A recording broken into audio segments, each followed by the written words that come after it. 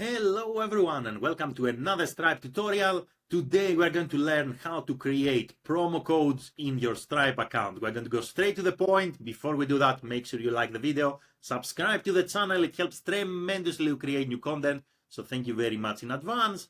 And let's get started. So all you have to do is to come here on Stripe and you're going to click on Product Catalog from the left-hand side menu.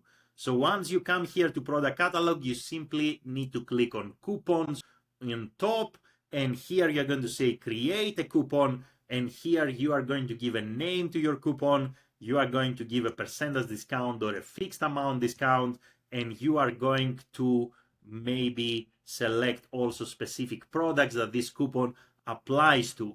That's how easy it is to create promo codes for your Stripe products or subscriptions. That's all for this video. Also, if you have any questions, let me know in the comments below.